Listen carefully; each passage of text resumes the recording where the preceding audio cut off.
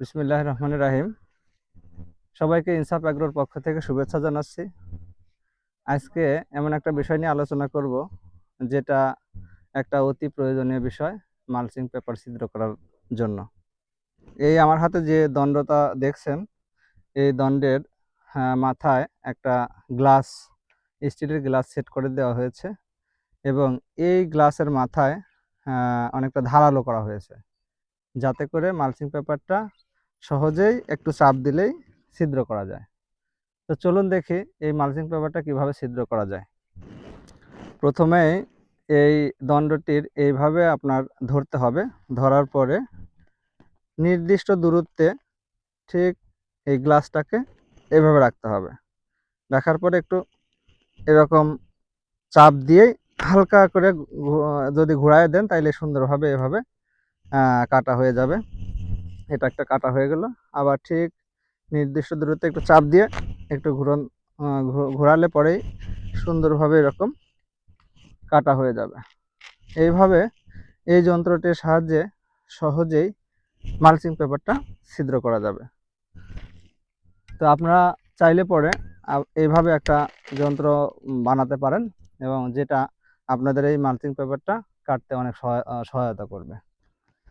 এভাবে মালচিং পেপারটা একদম নির্দিষ্ট দূরত্বে সারি সারি ছিদ্র করার পরে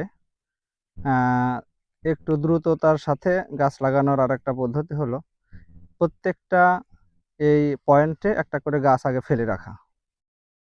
ছিদ্র করার পর প্রত্যেকটি ছিদ্রর পাশে দেখেন এই চারা উৎপাদন করে ছিদ্রর পাশে এভাবে সারি সারিভাবে রাখা হয়েছে, যাতে লাগানোর সময় প্রত্যেকটি চারা নিয়ে আসতে আলাদা এক্সট্রা সময় না যায় এবং দ্রুততার সাথে সুন্দরভাবে গাছগুলো রোপণ করা যায়।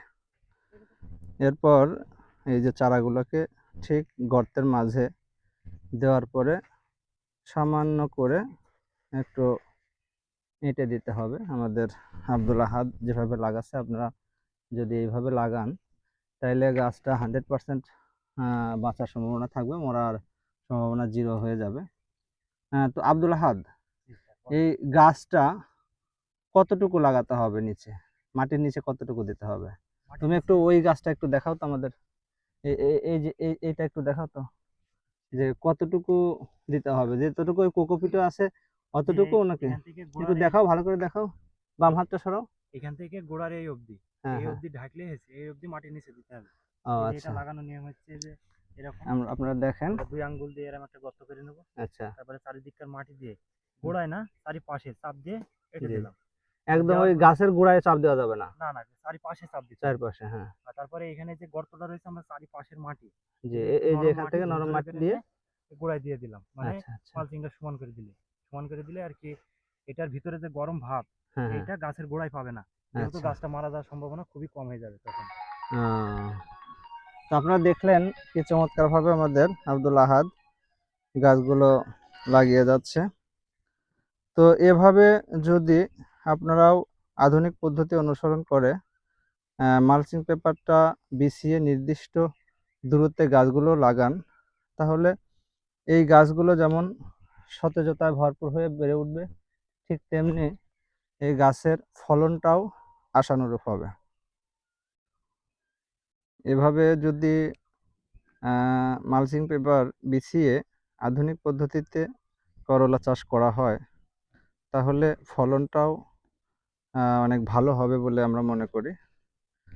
তো আমরা ইনসাফ এগ্রোর পক্ষ থেকে এই ছোট ছোট কৃষি বিষয়ে যে উদ্যোগগুলো, সেই উদ্যোগগুলো আমরা নিজেরা নিচ্ছি বিভিন্ন ইউটিউব দেখে এবং সফল চাষিদের কাছ থেকে পরামর্শ নিয়ে। তো আমি চাই যে আমি যে ভিডিওগুলো করি, নেহাত একটা ভালো লাগার বিষয়টা শেয়ার করার জন্য। সেই সাথে আমার একটা চিন্তা, সেই চিন্তা হলো যারা তরুণ উদ্যোক্তা, নতুন উদ্যোক্তা, তারা যাতে এরকম ছোট ছোট উদ্যোগ গ্রহণ করার মাধ্যম দিয়ে নিজেদের অর্থনৈতিক মুক্তির দিকে আস্তে আস্তে ধাবিত হয়, সেই সাথে আর্থসামাজিক উন্নয়ন ঘটে। মূলত এটাই আমার উদ্দেশ্য।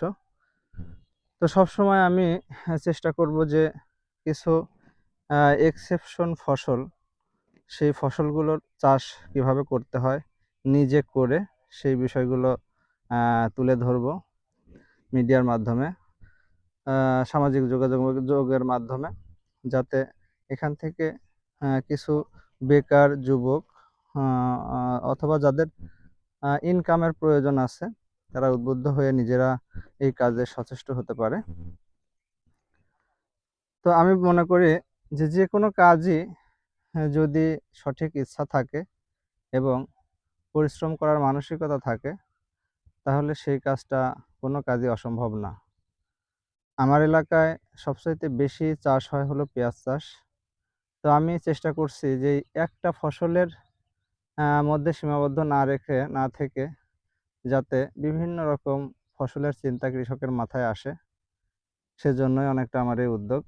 দেখেন এখন যতদূর চোখ যাবে আমাদের এই মাঠের চারপাশে পেঁয়াজের পরে পাট আর পাট। চারদিকে যতই চোখ যাবে সব পাট।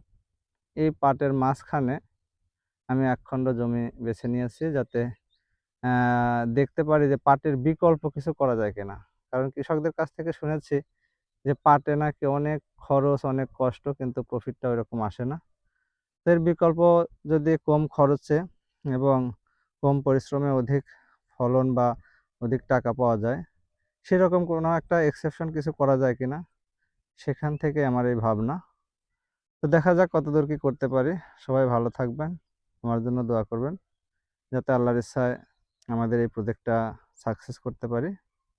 আল্লাহ হাফেজ।